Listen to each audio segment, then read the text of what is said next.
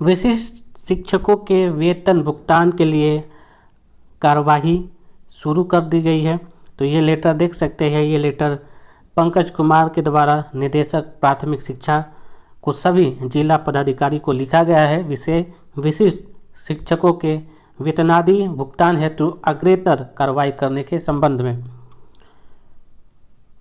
उपयुक्त विषय अंकित करना है कि प्रासंगिक नियमावली के 3 में स्पष्ट किया गया है कि स्थानीय निकाय अंतर्गत कार्यरत शिक्षक जो इस नियमावली के नियम 4 के तहत सक्षमता परीक्षा में उत्तीर्ण होंगे वे विशिष्ट शिक्षक कहलाएंगे और विशिष्ट शिक्षक को बिहार राज्य विद्यालय अध्यापक नियुक्ति स्थानांतरण अनुशासनिक कार्रवाई और सेवा शर्त नियमावली 2023 के अधीन नियुक्त विद्यालय अध्यापकों के वेतन एवं अन्य लाभ पाने हेतु पात्र होंगे।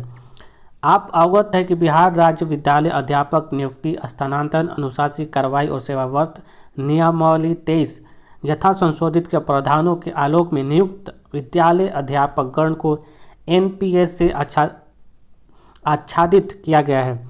ऐसे में विशिष्ट शिक्षक को भी एनपीएस योजना से आच्छादित किया जाना है। इस हेतु उनके पास प्रान नंबर होना आवश्यक है, यानी कि सभी जो विशिष्ट शिक्षक हैं उनको प्रान नंबर जनरेट करना होगा।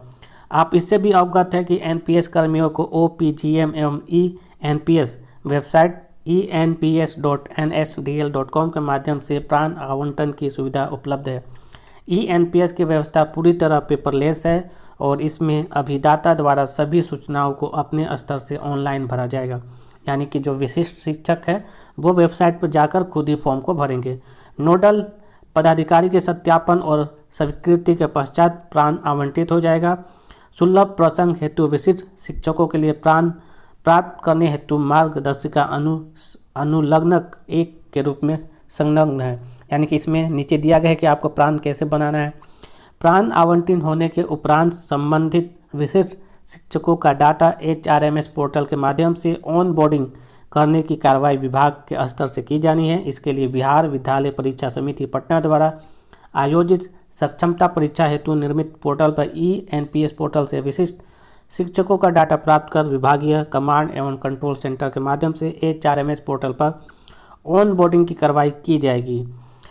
HRMS पोर्टल पर ऑन बोर्डिंग के लिए विशिष्ट शिक्षकों का विभागीय काउंसलिंग पोर्टल सक्षमता counseling.thecodebucket.com पर टेक्निकल ज्वाइनिंग अनिवार्य है, जिसमें योगदान की तिथि और समय स्पष्ट अंकित है।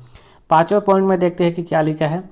बिहार विद्यालय विशिष्ट शिक्षक नियमावली 23 यथा संशोधित के नियम 8(1) के अंतर्गत प्रावधानिक है कि विशिष्ट शिक्षकों को स्थानीय निकाय नियमावली 2020 के तहत उन्हें प्रदान किए गए पूर्व वेतन संरक्षण प्राप्त करेंगे और नियम 8.2 में प्रावधानिक है कि इसके अलावा इस नियमावली के प्रभावित होने पर उनका 8.2 में प्रावधानिक है कि उनका वेतन फिटमेंट मैट्रिक्स के अनुसार तय होगा। अन्य भत्ते राज्य सरकार की प्रचलित दरों के अनुसार महंगाई भत्ता, मकान किराया भत्ता, चिकित्सा भत्ता, शहरी परिवहन भत्ता सहित शामिल है। इस क्रम में यह भी अंकित करना समुचित प्रतीत होता है कि स्थानीय निकाय के शिक्षकों के वेतन भुगतान की कार्रवाई जिला कार्यक्रम पदाधिकारी स्थापना के माध्यम से होता है। अतः वह स्थानीय निकाय शिक्षक जो प्रासंगिक नियमावली के प्रावधान के अंतर्गत विशिष्ट शिक्षक के पद पर योगदान किए हैं, वेतन संरक्षण हेतु वेतन निर्धारण की कार्रवाई भी इस अवधि में करना सुनिश्चित किया जाए ताकि ससमय वेतन के भुगतान की कार्रवाई की जा सके। अतः निर्देश दिया जाता है कि विशिष्ट शिक्षकों को प्राण आवंटन और वेतन संरक्षण के संबंध में अग्रसर कार्रवाई की जाए। तो देख सकते हैं विशिष्ट शिक्षक के वेतन के लिए कार्रवाई शुरू कर दी गई है।